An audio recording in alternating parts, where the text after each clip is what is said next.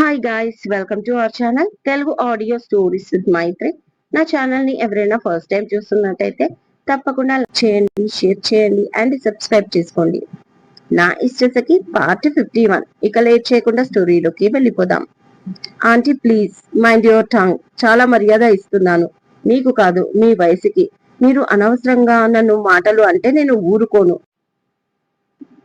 చెప్పేది మీరు అర్థం చేసుకోకపోగా నా పైన అరుస్తున్నారు అంటున్న ఇషిక మాట కంప్లీట్ కాకుందే ఏం చేయగలవే? అసలు ఊరుకోను అంటే పోలీస్ కంప్లైంట్ ఇస్తావా? ఇవ్వు, నేను కూడా ఇస్తాను. నా కొడుకుని మీ అక్క చెల్లెళ్ళు కలిసి కిడ్నాప్ చేశారని, ఒకరు ప్రేమ అంటూ వెంటబడ్డారు, ఒకరు పెళ్లి చేసుకుని దాచేశారు అని కంప్లైంట్ ఇస్తాను. అప్పుడు అన్ని వాళ్లే బయటికి తీస్తారు. నేను భయపడతాను అనుకుంటున్నావా? నా కొడుకుని దాచింది సరిపోలేదని ఇంకా నన్ను బెదిరిస్తుంది. ఈ తాటాకు చప్పుళ్లకి నేను భయపడను అంటూ అరుస్తుంది పద్మజ ఫోన్లో. ప్లీజ్ ఆంటీ, ఏదైనా ఉంటే నిదానంగా మాట్లాడుకుందాం. అంతే తప్ప నాకు తెలియని విషయానికి నన్ను నిందించొద్దు. వైభవ్ గురించి కానీ అంజలి గురించి కానీ నాకు ఏమీ తెలీదు అంటుంది ఈషిక. కానీ ఈషిక మాటను ఆమె పట్టించుకుంటుందా? అసలు పట్టించుకోదు. అవునే, నీకేమీ తెలియందే నీ ఇంట్లో తెచ్చి పెట్టుకున్నావా నీ చెల్లెల్ని? ఫస్ట్ నా కొడుకుని తీసుకొని వెళ్ళిపోయింది అది. నా కొడుకేమో ఫారెన్ టూర్ వెళ్ళాను అది ఇది అని నన్ను మభ్యపెట్టాడు. ఇప్పుడు నా కొడుకు నాకు కనబడక 6 నెలలు అవుతుంది. అదేమంటే నువ్వేమో ఇప్పుడు నా చెల్లెల గురించి నాకు ఏమీ తెలీదు అని నంగనాచి కబుర్లు చెప్తున్నావు. అసలు ఏం బతుకులేమివి అనగానే ప్లీజ్ షటప్ ఆంటీ, మరొక మాట మాట్లాడితే మర్యాదగా ఉండదు అని ఈషిక గట్టిగా అరిచింది. అప్పటికే ఆమె కంట్లోంచి కన్నీళ్లు కారిపోతున్నాయి పద్మజ మాటలకి. తను ఏం చేయకుండానే అంజలి విషయంలో ప్రతిదీ తన మెడకి చుట్టుకుంటుంది అని ఇషిక బాధపడుతుంది. కానీ అటువైపు పద్మజ వినే పరిస్థితుల్లో లేదు. ఏయ్, నువ్వు కాదే, నేను చెప్తున్నా. మర్యాదగా నా కొడుకుని వదిలేయండి, లేదా వాడు ఎక్కడున్నాడో చెప్పండి. కాదు కూడదు అంటే రేపే వెళ్లి నీ మీద నీ చెల్లెల మీద పోలీస్ కంప్లైంట్ ఇస్తాను, అర్థమైందా అంటూ కాల్ కట్ చేసింది పద్మజ. ఇక అంతే. ఆ మాటలకు ఈషికాకి వల్లంతా చెమటలు పట్టిపోశాయి. ఒకవేళ పద్మజ అనుకున్నదే చేసిందనుకో, అప్పుడు డ్యామేజ్ ఎవరికి అవుతుంది? మిస్టర్ మిత్తల్ ఫ్యామిలీకి. ఎందుకంటే ఆ ఇంటి కోడలి స్థానంలో ప్రస్తుతం తను ఉంది. ఆ పొజిషన్ మామూలుది కాదు. గ్యారంటీగా ఇది ఆయనకే డ్యామేజ్. ఇప్పుడు ఎలా? ఆంటీ చూస్తే వినిపించుకోవడం లేదు. ఇప్పుడు ఏం చేయాలి అనుకుంటూ వెంటనే హరికి కాల్ కలిపింది. ఆయన లిఫ్ట్ చేయడం లేదు. చాలా సార్లు నో రెస్పాన్స్. బిజీగా ఉన్నాడేమో. ఇక ఆయన ఫోన్ ఎత్తకపోవడంతో ఒక మెసేజ్ పెట్టిన ఈషిక సోఫాలో నీరసంగా కూలబడి తల పట్టుకొని కూర్చుంది. అప్పుడే డోర్ శబ్దం రావడంతో తలెత్తి చూసేసరికి దేవాంశ్ మీటింగ్ కంప్లైంట్ చేసుకొచ్చినట్టున్నాడు. వెంటనే ముఖం పక్కకు తిప్పుకొని కళ్ళు తుడుచుకుంది అతన్ని కనిపించకుండా. బట్ అతను ఆల్రెడీ చూసేశాడు. ఎప్పుడొచ్చావు అనే మాట పూర్తి కాకముందే మధ్యలోనే ఆ మాటను ఆపేసి ఎందుకు ఏడుస్తున్నావు ఇషిక అని సీరియస్ గా అడిగాడు దేవాంశ్. ఏం చెప్పాలో అర్థం కాలేదు. కానీ ఇప్పుడు తను సైలెంట్ గా ఉంటే అతను పరువుకి ఇబ్బంది వచ్చేలా ఉంది. ముందే మీడియా, మిట్టల్ ఫ్యామిలీలో ఏ చిన్న విషయం జరిగినా అది బయటికి వస్తే ఇక పరువుని ఏకిపారేస్తారు అని ఆలోచిస్తూ మీ వల్లనే అంటుంది కోపంగా ఇషిక. అప్పటి వరకు ఆమె ఏడుపుని సీరియస్ గా చూసిన దేవాంశ్ ఇషిక మాట వినగానే అతని పెదవులు అందంగా విచ్చుకున్నాయి. Oh really, thank you so much అన్నాడు. ఇక ఆ మాటకి షాక్ అయిపోయిన ఇషిక వాట్ అని అరిచింది కళ్ళు తుడుచుకుంటూనే. ఎస్ మై డియర్ వైఫ్, నన్ను ఎంతో మిస్ అవుతూ నేను లేకుంటే ఉండలేక కన్నీళ్లు కారుస్తున్నావన్నమాట. నిజంగా ఈ పెళ్లి అనే నాటకంలో ఈ అబద్ధపు ప్రేమకే నేను ఎంత పొంగిపోతున్నాను. ఈ ప్రేమ నిజంగా నిజమైతే బాబోయ్ నేనేమైపోతానో అని దేవాంశ్ అనగానే చిర్రెత్తుకొచ్చింది ఈషికాకి.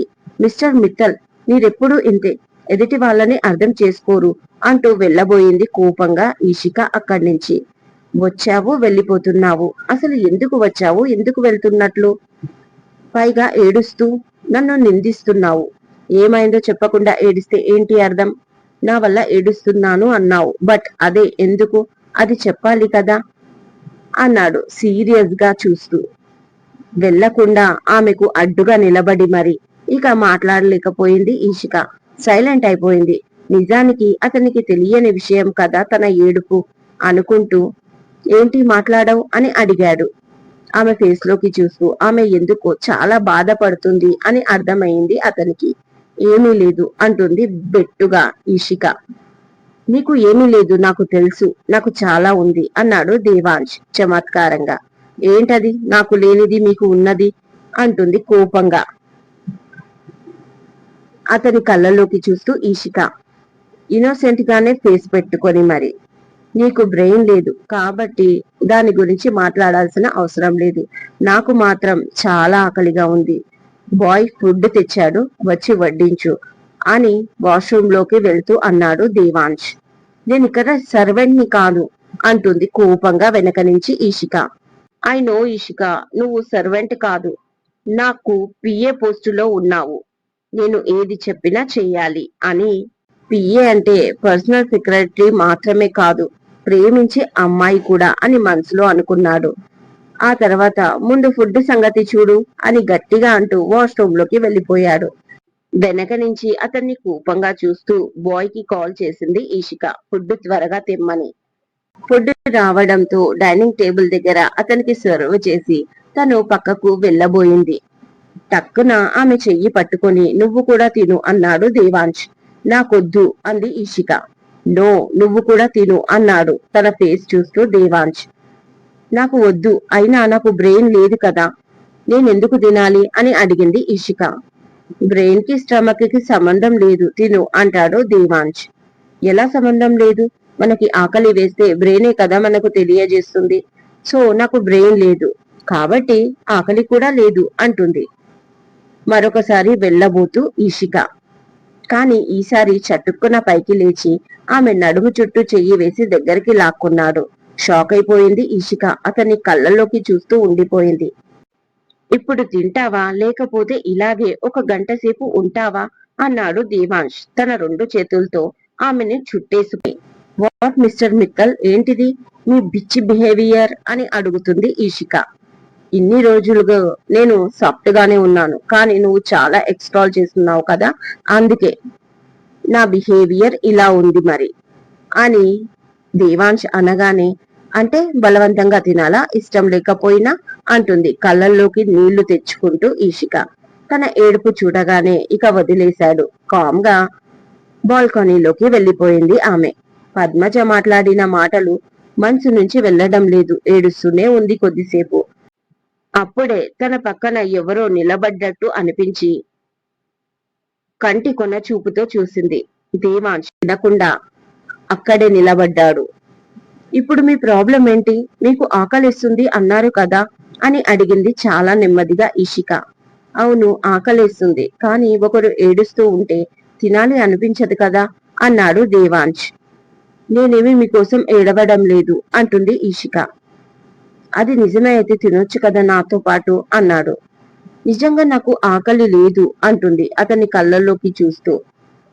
సరే, అది నమ్మాలి అంటే నా పక్కన వచ్చి కూర్చొని నాకు వడ్డిస్తూ ఏదైనా మాట్లాడొచ్చు కదా, అప్పుడు నేను హ్యాపీగా తింటాను అన్నాడు దేవాంశ్. అతని మాటలు కొత్తగా అనిపిస్తున్నాయి. అది ఎందుకో ఆమెకు అర్థం కావట్లేదు. కానీ చాలా రోజుల తర్వాత అతని యాటిట్యూడ్, అతని కోపం పక్కన పెట్టి తనతో ఫ్రెండ్లీగా మాట్లాడుతున్నాడు. ఇప్పుడు ఆయన్ని ఎందుకు రెచ్చగొట్టడం? నిజానికి తన ఏడుపుకు అతనికి సంబంధమే లేదు. ఇదంతా అంజలి చలవ అని మనసులో అనుకుంటూ సరే పదండి అంటుంది Ishika. Okay, first face wash చేసుకో పద అంటూ ఆమె చెయ్యి పట్టుకొని లోపలికి తీసుకొచ్చాడు దేవాంశ్. ఈషిక ఫేస్ వాష్ చేసుకుని వచ్చి కూర్చుంది అతని ఎదురుగా. ఇద్దరికి ప్లేట్స్ పెట్టి అతనే సర్వ్ చేయడం స్టార్ట్ చేస్తాడు. నో, నాకు ఆకలిగా లేదు అంటున్నాను కదా అంటూ అతని చేతిలోని గరిట తీసుకొని ఈషికనే సర్వ్ చేసింది. ఇక కామ్గా తింటూ ఏం జరిగింది అని చాలా నార్మల్ గా అడిగాడు దేవాంశ్. నథింగ్ అని Ishika. No, there is something, అదేంటో కనుక్కుంటా అని మనసులో అనుకుంటూ ఓకే ఇప్పుడు నువ్వు తింటావా లేదా అని అడిగాడు మరొకసారి. చెప్పాను కదా నాకు ఆకలిగా లేదు అంటుంది Ishika. All right, just one bite అన్నాడు. అదేంటి ఇలా అడుగుతున్నాడు, అది కూడా ఫస్ట్ టైం, ఎందుకో ఇవాళ ఇంత పట్టుపడుతున్నాడు అని మనసులో అనుకుంటూనే పైకి మాత్రం మరొకసారి నో అంటుంది ఈషిక. ఓకే, సో నా పైన చాలా కోపం ఉంది. ఏదో వర్క్ లాగా సర్వ్ చేయడానికి వచ్చావు తప్ప ఇన్ని రోజులు కలిసే ట్రావెల్ చేశాం కదా అని నన్ను ఒక ఫ్రెండ్ లా అర్థం చేసుకోలేదు నువ్వు అని భారీ డైలాగ్ కొట్టాడు దేవాంశ్. అది కూడా ఫేస్ అదోలా పెట్టుకొని. అంతే, ఈ శిఖ ఒక్కసారిగా స్లిప్ అయిపోయింది అతని మాటకి.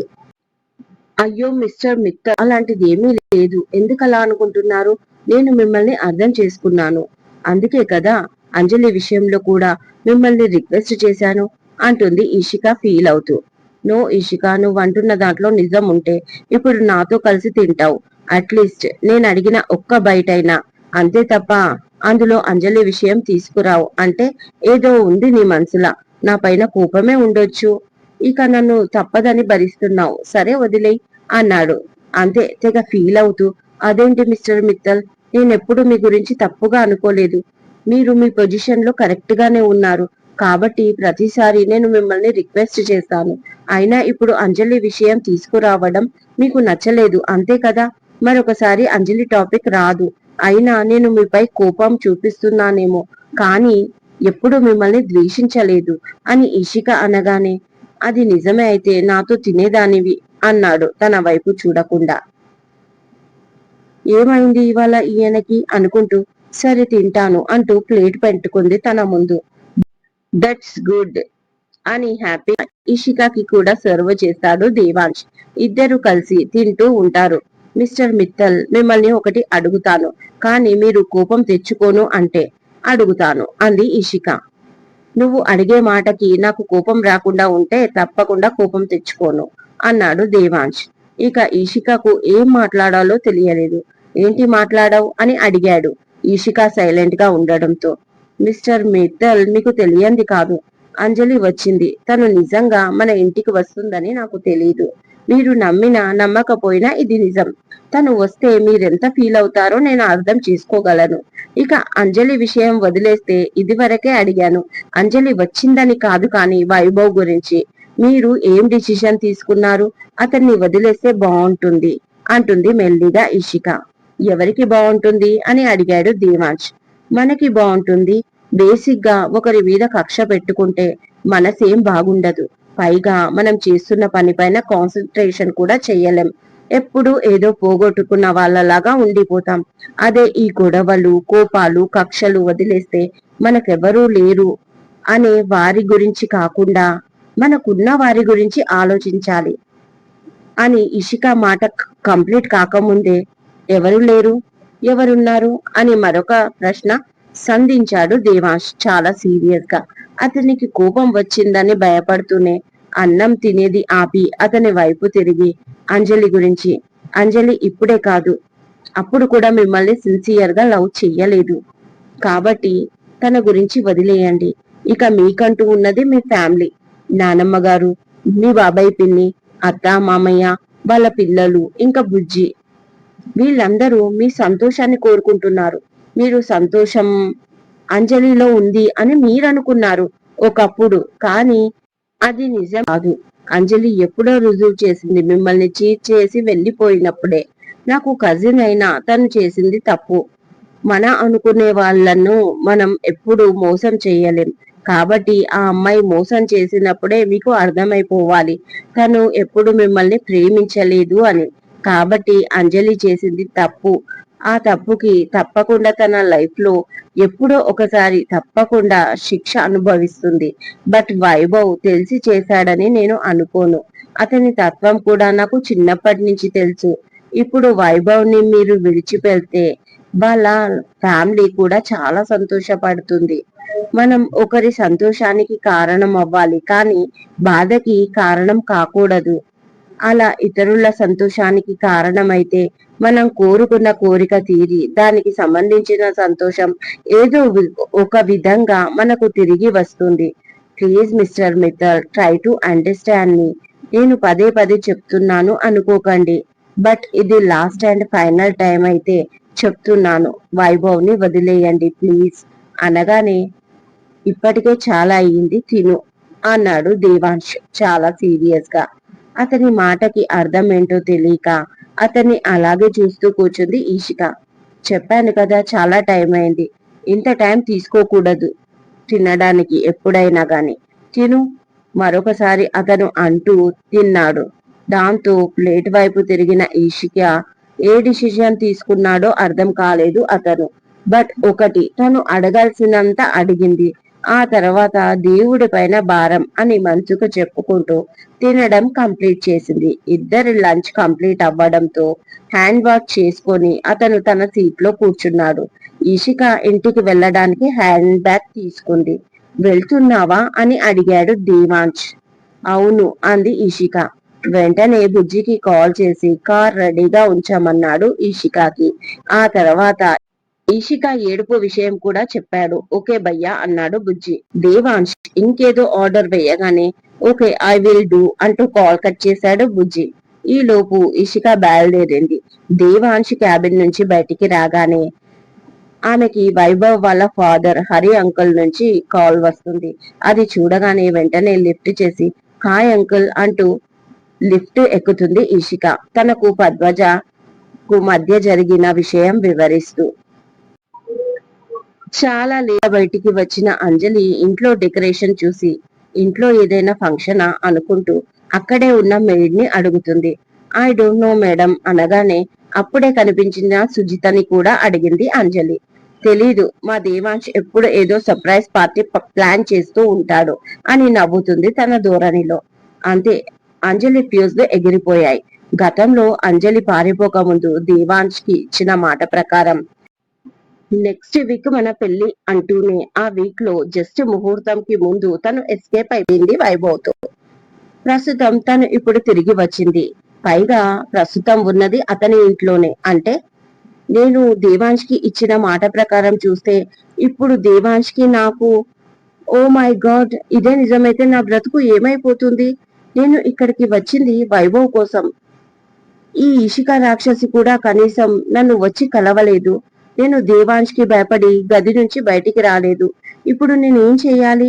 నేను ఏది ఆలోచించకుండా కేవలం వైభవ్ గురించి ఆలోచించి ఇక్కడికి వచ్చాను. ఇప్పుడు ఎలా?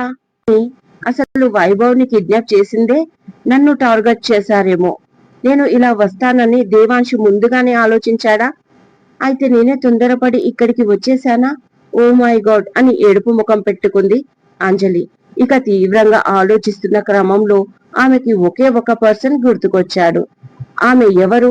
షీలా. ఇక వెంటనే గదిలోకి పరిగెత్తి షీలాకి కాల్ చేసింది అంజలి. 1 minute లో జరిగిందంతా చెప్పి ఇప్పుడు నేనేం చేయాలి షీలా అని అడిగింది అంజలి. దానికి రియాక్షన్ షీలా నుంచి చాలా ఘాటుగా వచ్చింది.